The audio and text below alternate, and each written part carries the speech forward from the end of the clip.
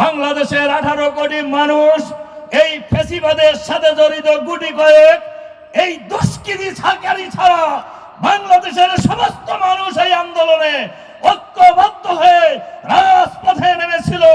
সেই মিছিলে police, BDR, RAB, Chhatra League, Awami League, গুন্ডালীগ, হেলমেট লীগ ঐক্যবদ্ধভাবে আক্রমণ চালিয়ে গুলি করে মানুষকে পাখির মতো হত্যা করে ক্ষমতা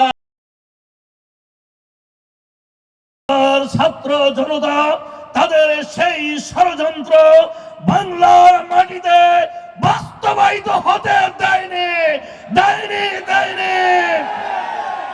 জীবন দিয়েছে ব্যানার বুলেটের গুলি বুকে নিয়ে অন্যায়ের বিরুদ্ধে, ভারতের সেবা দেশের বিরুদ্ধে, ফ্যাসিবাদের বিরুদ্ধে ঐক্যবদ্ধ প্রতিরোধ করে তুলেছে।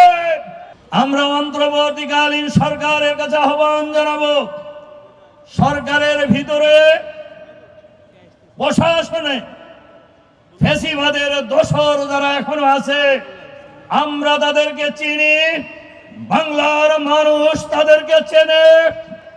যদি তারা উকি ঝুঁকি মারার চেষ্টা করেন আমরা সরকারের কাছে আহ্বান জানাবো, ফ্যাসিবাদের এই দোসরদেরকে চিহ্নিত করে অবিলম্বে বিচারের আওতায় নিয়ে আসুন, গ্রেফতার করুন, ওই সমস্ত জায়গা থেকে অপসারণ করুন।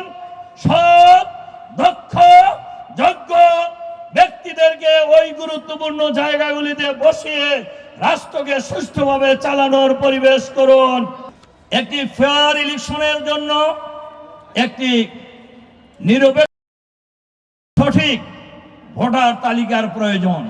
ভোটার তালিকা, নতুন ভোটার তালিকা করে নির্বাচনের দিকে যান, এটা আপনাদের দায়িত্ব। এর সাথে সাথে আমাদের আজকের এই সম্মেলন আমি বলছিলাম জামাত কি করতে চায় এ বিষয়ে একটি কথা বলবো, খুব 2-1 মিনিটেই আমার এই কথা শেষ হয়ে যাবে। জামাত ইসলামী বাংলাদেশকে একটি সুখী, সমৃদ্ধশালী, সন্ত্রাস মুক্ত, চাঁদাবাজ মুক্ত, দুর্নীতি মুক্ত বাংলাদেশ, আধুনিক বাংলাদেশ, ইসলামের বাংলাদেশ গড়ে তুলতে চায়। ইসলামী সমাজ কায়েম করার জন্য, দুর্নীতি মুক্ত সমাজ কায়েম করার জন্য, দখলবাজ মুক্ত সমাজ কায়েম করার জন্য, ইসলামী সমাজ কায়েম করার জন্য, আল্লাহর আইন সত্যের শাসন কায়েম করার জন্য যুগে যুগে নবী রাসূলগণ এসেছেন।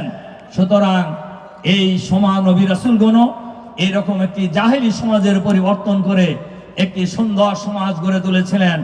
আমরা আমাদের সুখী, সুজলা, শস্য শ্যামলা এই স্বাধীন বাংলাদেশে আগামী দিনে একটি সুন্দর বাংলাদেশ, আধুনিক বাংলাদেশ, সাম্যের বাংলাদেশ, ইনসাফের বাংলাদেশ, দুর্নীতিমুক্ত বাংলাদেশ, ইসলামের বাংলাদেশ গড়ে তোলার জন্য দল, মত, জাতি, বর্ণ, ধর্ম নির্বিশেষে সকলকে ঐক্যবদ্ধ হওয়ার আহ্বান জানিয়ে আগামী দিনে এই অঞ্চলকে সমৃদ্ধ অঞ্চল হিসেবে গড়ে তোলার আহ্বান জানিয়ে আমার বক্তব্য এখানে শেষ করছি।